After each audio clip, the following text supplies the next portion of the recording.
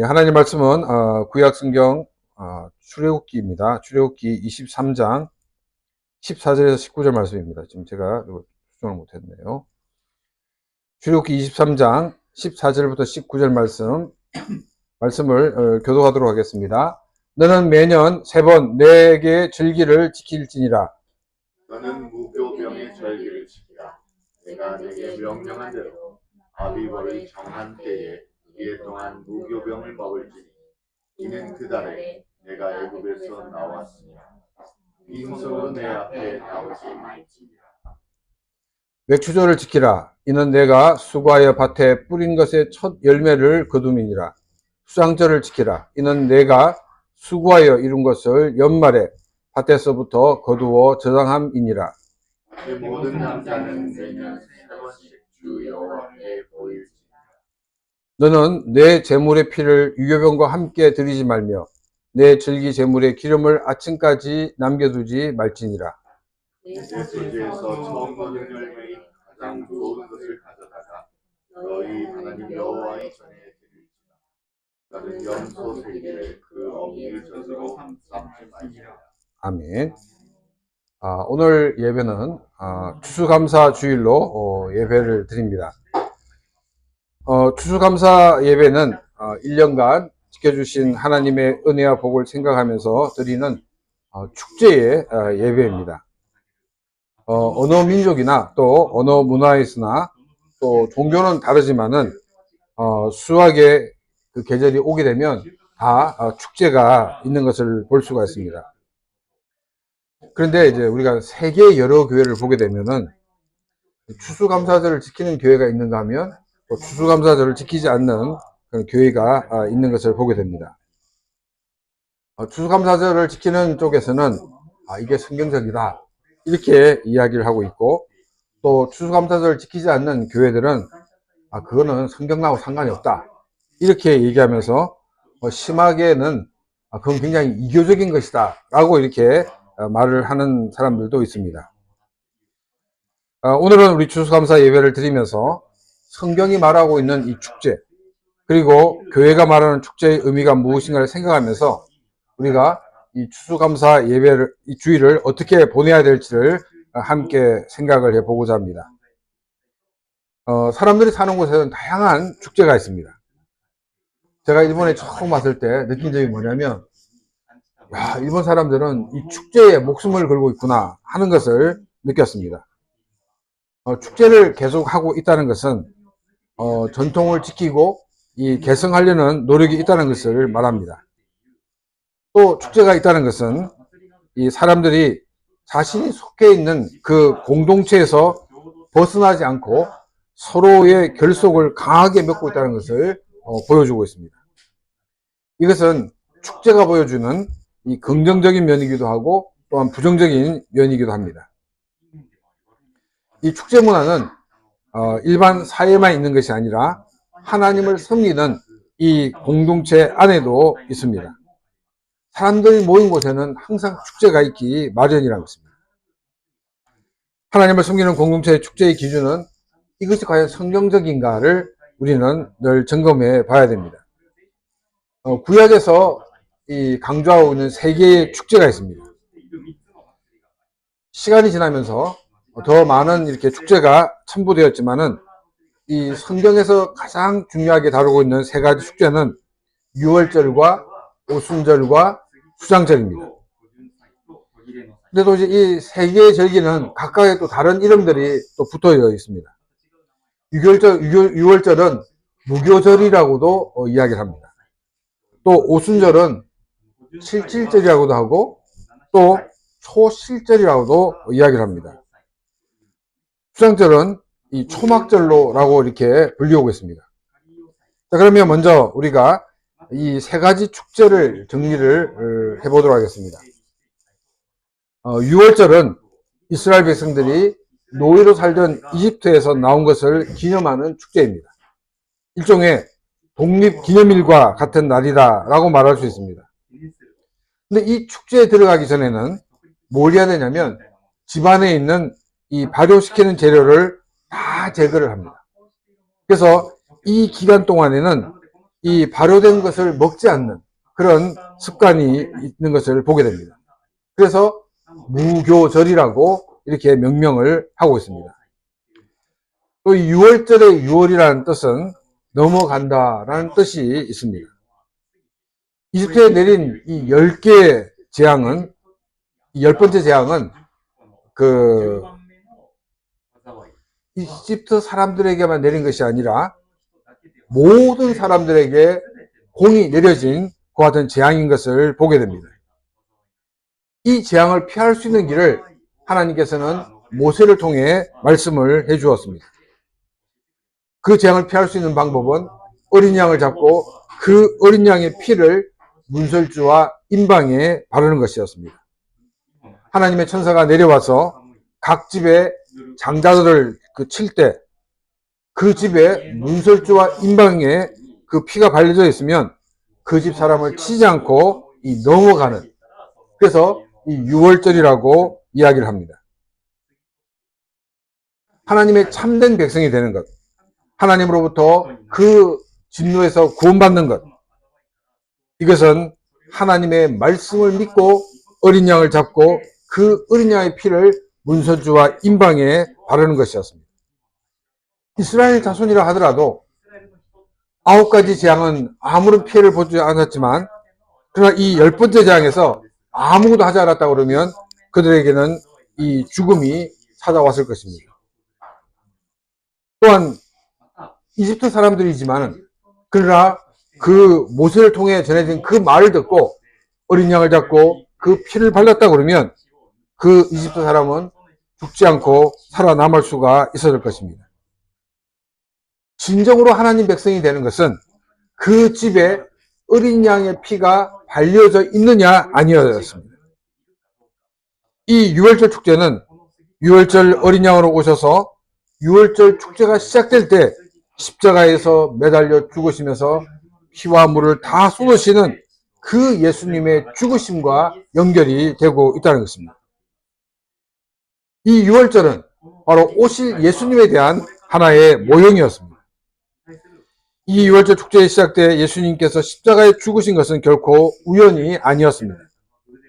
6월절에 어린 양의 피가 발려진 집이 하나님의 진노가 넘어간 것처럼 우리의 모든 죄가 6월절 어린 양이신 예수 그리스도의 보혈로 용서함을 받고 하나님의 진노가 넘어감으로 우리가 구원을 받고 하나님의 자녀가 되게 되었던 것입니다. 이 6월절은 신약시대를 지나면서 예수 그리스도의 부활절로 개성이 되었습니다.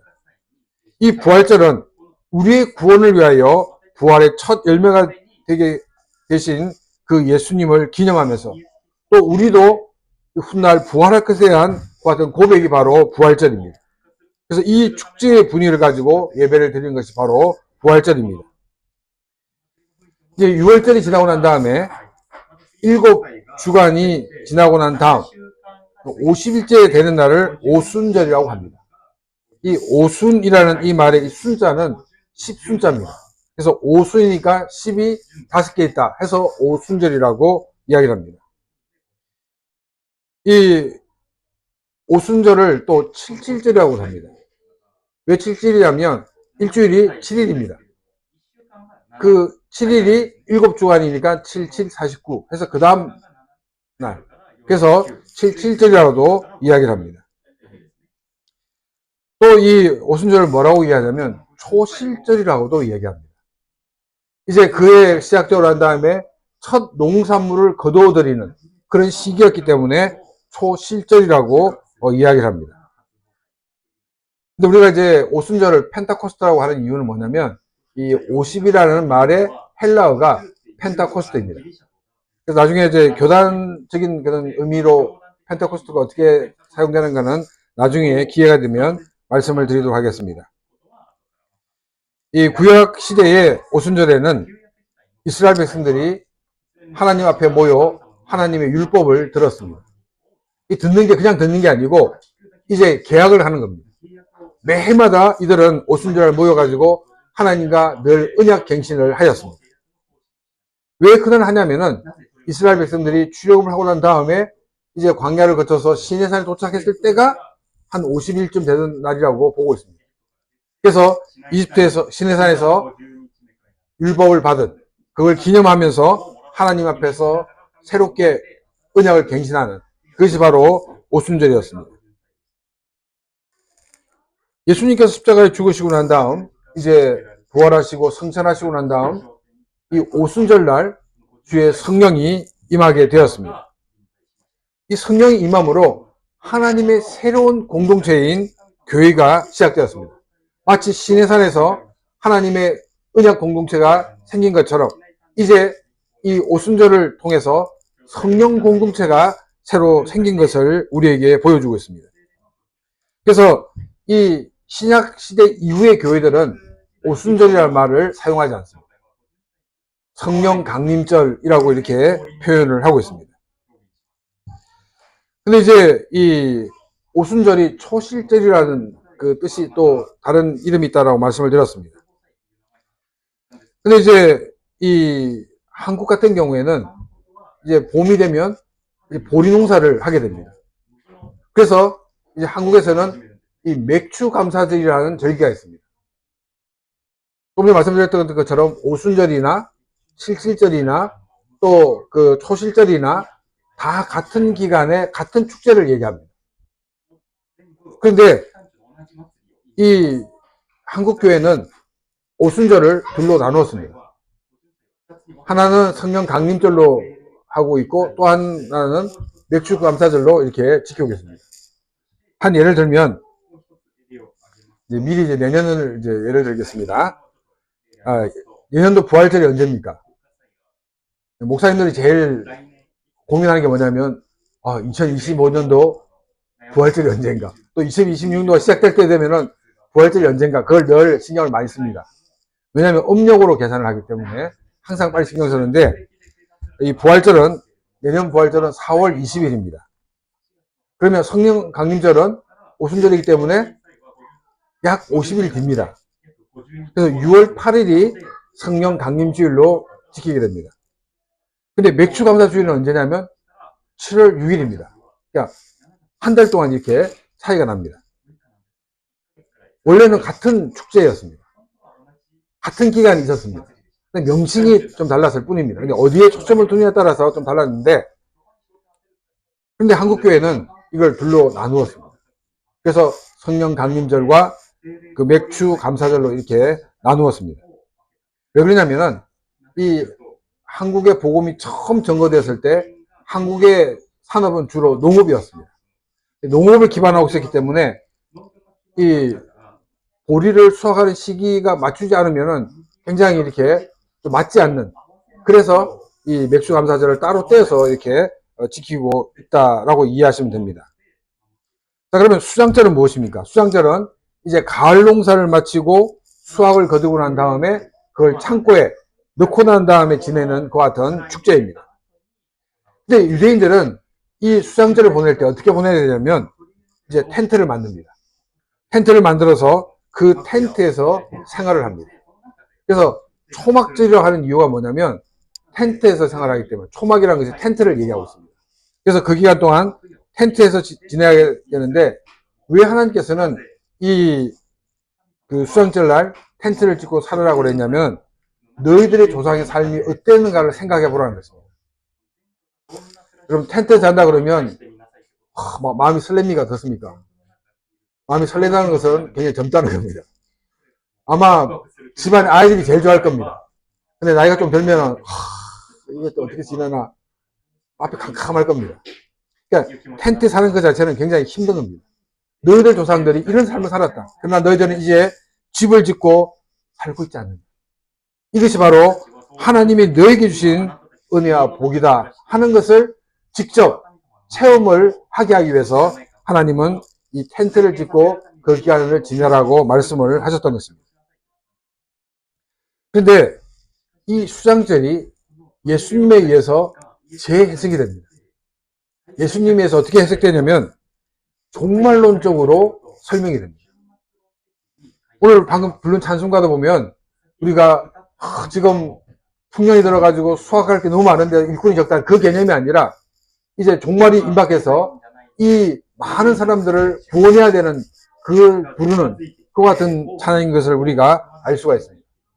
그래서 예수님은 이 수장절이 종말론적 의미로서 천국 창고에 이 모든 구원받은 사람을 넣고 난 다음에 이루어진 일이다라고 이렇게 설명하고 있는 것을 보게 됩니다. 그래서 이 많은 교회들 중에서 구태여 추수감사를 지키지 않는 그런 교회들이 있다는 것입니다. 또 교회별로 여러 가지 축제가 있지만은 그러나 기독교회란 반드시 지켜야 되는 그런 그 축제가 있습니다. 부활절이고 성령 강림절이고 크리스마스입니다. 근데 만약에 이 세 가지를 지키지 않으면 그 교회는 진정한 기독교회라고 말할 수 없습니다. 좀 이렇게 좀 의식의 눈으로 바라봐야 됩니다. 이 여호와의 증인들은 크리스마스를 지키지 않습니다. 왜냐하면 그들은 예수님이 인간으로 존재할 생각이기 때문에 이 만왕의 왕이신 하나님이신 그분이 이 땅에 오셨다라고 생각하지 않기 때문에 크리스마스를 지키지 않습니다.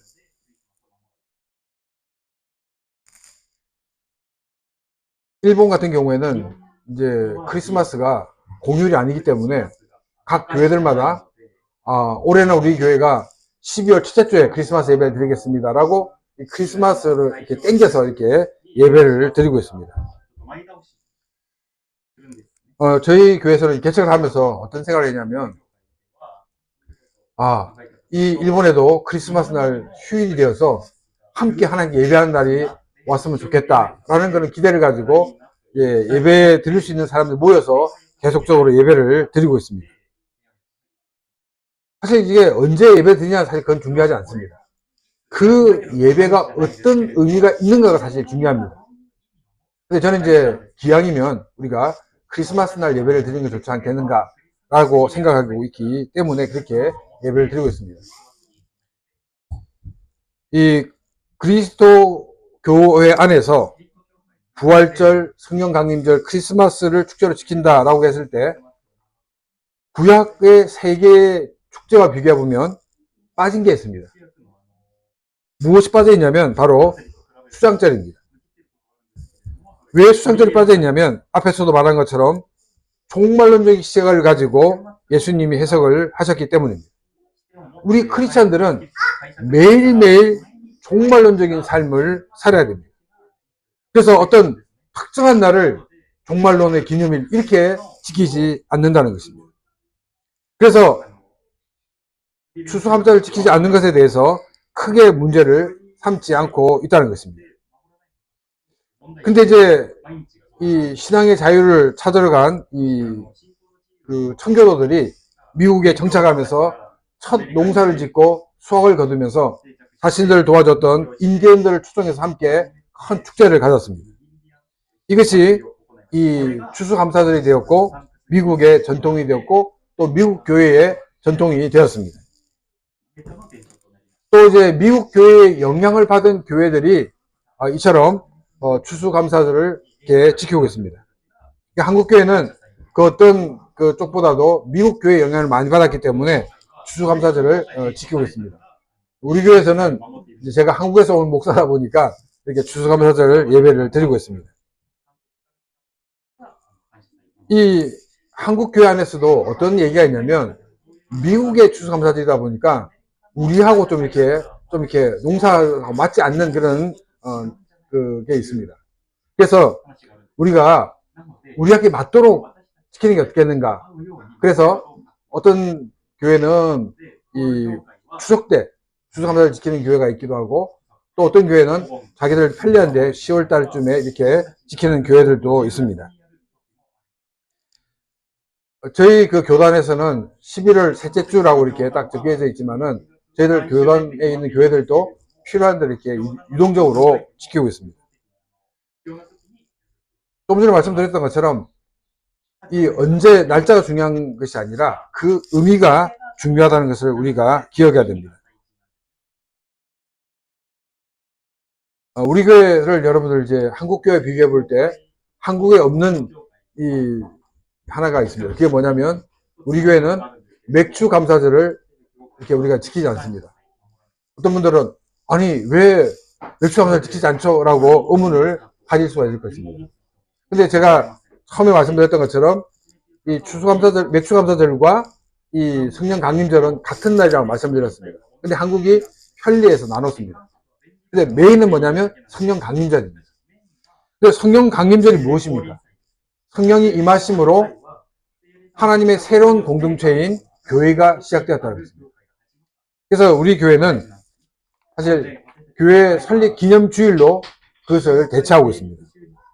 그래서 맥추감사절을 지키지 않지만은 우리는 이 교회 설립 감사주일로 예배를 드리면서 하나님께 영광을 돌리고 있습니다.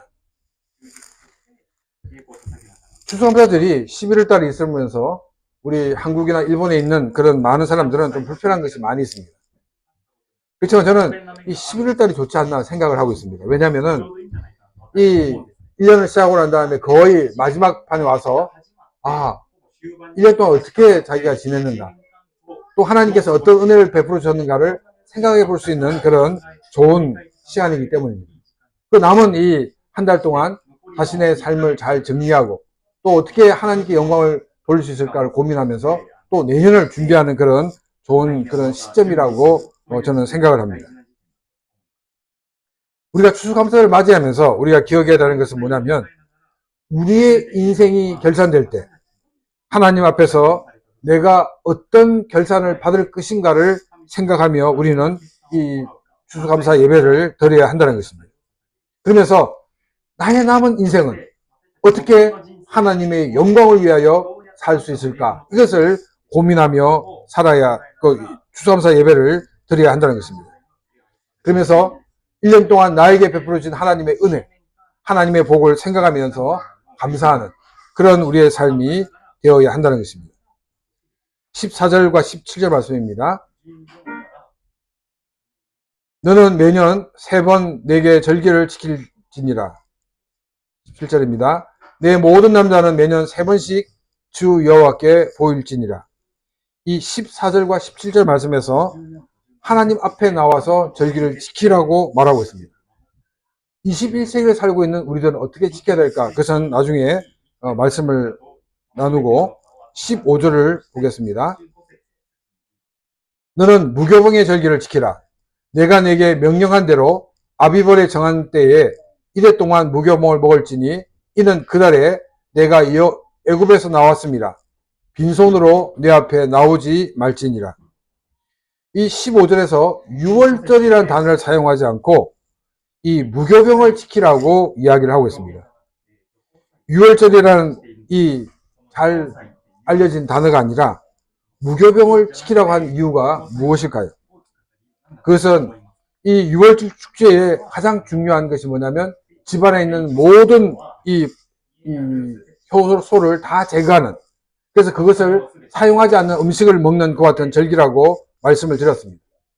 이 구약에서의 이 효소는, 발효 물질은 좋지 않은 것으로 많이 비유되고 있습니다. 우리 속에는 적은 악일지라도 이 악이 사회에 얼마나 큰 영향을 미치는가를 생각하면서 우리 속에 있는 그 모든 악을 제거하라는 것을 우리에게 말하고 있습니다. 구원받기 전이라 몰라도 구원받은 사람이라 그러면 자신 속에 있는 악을 제거하는 삶을 살아야 한다는 것입니다. 16절 말씀입니다. 맥추절을 지키라. 이는 내가 수고하여 밭에 뿌린 것의 첫 열매를 거둠이니라. 수장절을 지키라. 이는 내가 수고하여 이룬 것을 연말에 밭에서부터 거두어 저장함이니라. 이 16절에서는 오순절과 수장절을 수학의 그 개념으로 이렇게 같이 다루고 있습니다. 오순절은 그 해 첫 수확을 거두는 이 맥추절입니다.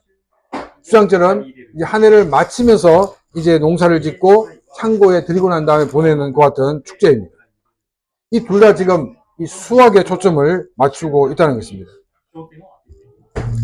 우리가 수확을 할 수 있었다는 이것이 얼마나 하나님 주신 큰 은혜와 복인가를 우리는 깨달아야 한다는 것입니다. 하나님이 햇볕을 주시고 또한 공기를 주시고 또한 적절한 시기에 물을 주셨기 때문에 이렇게 풍성한 수확을 거둘 수가 있게 된 것이라는 것입니다.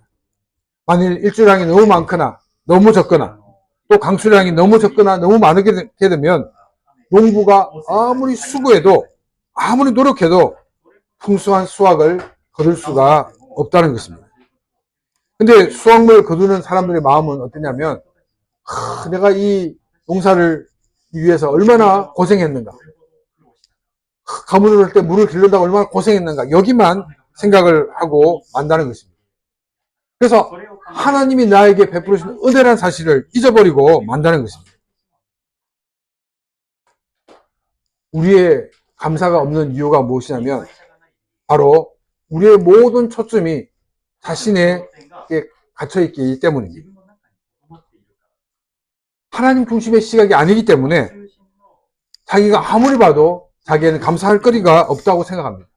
내가 수고하고 내가 노력한 결과라고 생각을 하게 된다는 것입니다. 어떤 목사님께 상담을 하러 온 성도가 있었다고 합니다. 근데 이 성도는 감사할 게 없다는 거예요. 자기는 이래서 감사할 게 없고 저래서 감사할 게 없고 막 감사할 게 없다는 것만 넣어야 됐습니다. 그래서 이 목사님이 하도 답답해가지고 그러면 성도님 감사할 것이 없는 것에 대해서도 감사하십시오. 이렇게 이야기를 했다고 합니다. 정말 우리가 자신에 갇혀있을 때는 감사할 것이 아무것도 없습니다. 그러나 우리가 우리의 시선을 바꾸기만 하면 하나님을 바라보기만 하면 우리에게 베푸신 은혜가 얼마나 큰가를 우리가 알 수가 있다는 것입니다. 18절 말씀입니다. 너는 내 제물의 피를 유교병과 함께 드리지 말며 내 절기 제물의 기름을 아침까지 남겨두지 말지니라. 구약시대의 예배는 제물을 드리는 예배였습니다. 제물을 고기를 태우거나 또한 피를 제단에 뿌렸습니다. 특히 이 유월절 양의 경우에는 그 양을 잡을 때 그 가족의 비례해서 양을 잡으라고 이야기를 합니다. 만약에 우리 가족이 너무 적을 때는 두 집이 합쳐가지고 세 집이 합쳐가지고 그 양을 잡으라고 얘기합니다. 그러면서 그 날이 새기까지 전까지 그 모든 것을 다 없애라고 얘기합니다. 다 먹든지 만약에 남으면 그것을 태우라고 이야기를 하였습니다. 이 말씀은 우리에게 하나님께 드려진 것에 대해서는 미루지 말라는 것입니다. 우리는 은혜를 받을 때는 처음에는 이렇게 해야지 라고 결단을 하지만은 그러나 시간이 지나면서 우리는 모든 것이 제대로 돌아가지 않을 때가 많이 있습니다. 하나님 앞에 결단을 내렸을 경우에 우리는 바로 그 자리에서 행동을 해야 한다는 것입니다. 뒤로 미뤄서는 안 됩니다. 이것이 이 18절이 말씀이 우리에게 주는 교훈입니다. 19절 말씀입니다. 내 토지에서 처음 거둔 열매의 가장 좋은 것을 가져다가 너희 하나님 여호와의 전에 드릴지니라. 너는 염소 새끼를 그 음미젖에 삼지 말지니라. 이 15절에서도 유월절 축제를 벌일 때 하나님 앞에 나올 때 빈손으로 나오지 말라라고 말씀하고 있습니다. 또 19절에서는 처음 거둔 열매 중에서 제일 좋은 열매를 하나님께 드리라고 말하고 있습니다. 그러면서 염소 새끼를 그 어미의 젖에 삼지 말라고 말씀하고 있습니다. 이 당대의 가나안 사람들에게는 풍요를 위해서 어떻게 하냐면 이 어미젖에다가 이 새끼 염소를 삶으면 풍년이 된다는 것 같은 것이 있었습니다. 그래서 이 사람들이 이런 행동을 했던 것입니다. 하나님 앞에 가장 좋은 열매를 드리기 위해서 하나님의 원리, 하나님의 방법이 아닌 방법으로 해서는 안 된다는 것을 우리에게 말씀하고 있습니다. 하나님께 가장 좋은 것을 드리기 위해서 우리는 성경의 방법으로 하나님의 그 원리대로 우리는 이 모든 일을 해야 된다는 것을 우리에게 말씀하고 있습니다. 예를 들어서 부하 직원의 월급을 제때 주지 않고 여러 가지 돈을 이렇게 남겨가지고 수익금을 만들었습니다. 그리고 그 수익금에 대한 감사헌금을 교회에 내는 것, 하나님은 그것을 기뻐하지 않는다는 것입니다. 또 많은 사람들은 교회에서 이 헌금 이야기만 나오면 시험이 듭니다. 근데 성경은 처음 거둔 열매 가장 좋은 것으로 하나님께 드리라고 말씀하고 있습니다. 하나님께 가장 소중한 가치가 있는 것을 드리라는 것입니다. 또 6월절은 어느 시점이냐면 가장 어려울 때입니다. 지금이야 우리가 언제든지 쌀을 사 먹을 수가 있고 또 밥을 먹을 수가 있지만 이 농사를 짓는 그 문화에서는 첫 열매를 거둘 때까지, 보리 농사를 지을 때까지, 그때까지가 제일 힘든 시기입니다. 근데 그때에 하나님 앞에 빈손을 보이지 말라라고 성경은 우리에게 말씀하고 있습니다. 이것은 우리가 우리의 모든 초점을 하나님께 두고 살아가는 것입니다. 우리가 우리의 모든 비중을 물질에 두고 살 때 우리는 물질의 종이 될 수밖에 없습니다.